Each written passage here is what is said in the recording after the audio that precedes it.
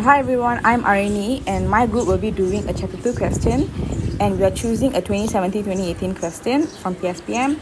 And as you can see in this question, we're given a velocity time graph. So let's look at the first question where they ask us to calculate the total distance traveled from the graph. Okay, so as we all know, the total distance will equal to the area under the VT graph. So the area under this graph represents the total displacement. So now, to find the area of this graph, we're going to find the area of the trapezium. And we all know the formula for trapezium is half times by A plus B times the height. So this is our A and this is our B. So in this question, our A will equal to 25 and our B equals to 50. So now half times by 50 plus by 25, and our height here is 50 as well. So times by 50. So when we calculate, we will get half times by 75. So half times by 75 times by 50. So finally, you'll get 1,875 meters. So this is the total distance traveled from the graph. Hi everyone, I'm Yoga. Okay, so for this question, they're asking us to draw a graph of its acceleration against time between t equals to 0 and t equals to 50 seconds. So as we all know, acceleration is also equivalent to the gradient of the graph. So based on this graph here, which is v against t, the acceleration will be the gradient, and we can find from 0 to 15 seconds first. So if we are going to find 0 to 15 seconds, the acceleration is equivalent to the final velocity minus initial velocity over the time.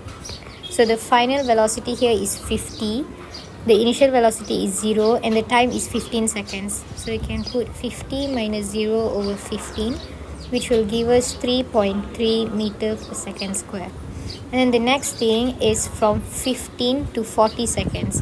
But as you can see, 15 to 40 seconds, the velocity is constant. So if the velocity is constant, that means the acceleration is equal to 0.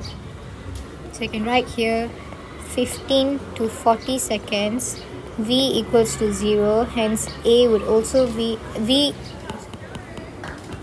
the v is constant, which is why the acceleration would be 0 meter per second square. And then the last one is 40 to 50 seconds. So 40 to 50 seconds, the acceleration, once again the formula, final velocity minus initial velocity over by the time. But then the velocity here is decreasing, so acceleration will definitely be negative something. So here the final velocity is 0, the initial velocity is 50, divide by the time, which is 10. So 0 minus 50 divided by 10, and we will get negative 5 meters per second square. So this is the graph that I have drawn. And we can start labeling here as 3.3 and here negative 5. So the first time section is until 15 seconds, which should be here. And then the second one is until 40 seconds, so here. And then since 0 to 15 seconds, the acceleration is 3.3, you can just put a straight line this way. And then from 15 to 40 seconds, the acceleration is 0, so we can just draw here. And then from 40 to 50 seconds, it's negative 5.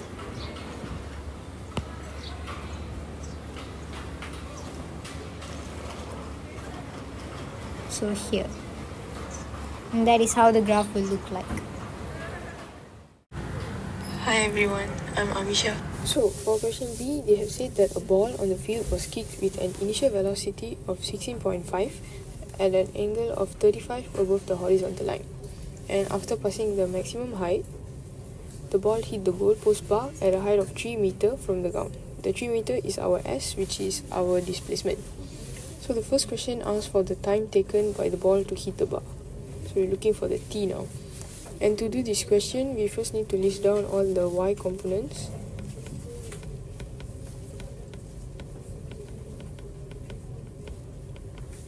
And the uy is 16.5 sine 35, and vy is 0 at maximum height. Ay is negative 9.81 facing downwards. Sy is 3, and the t is what we're looking for. So we're going to use the equation s equals to ut plus 1 over 2 at square, and we need to add all the y inside because we're using the y components. And the sy is 3, uy is 9.464 t plus 1 over 2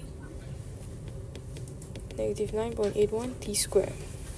And after we calculate the whole equation, we will get 4.905 t square minus 9.464 t plus 3 equals to 0.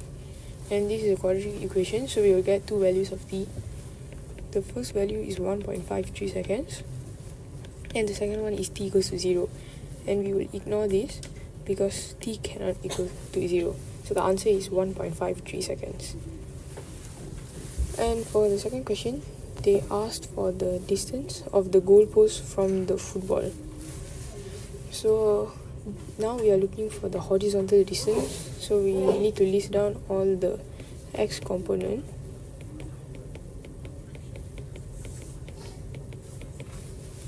Ux is 16.5 cos 35.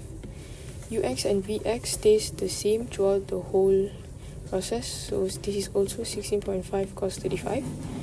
Ax will always be 0. Sx is what we're looking for, and t we already found just now, which is 1.53.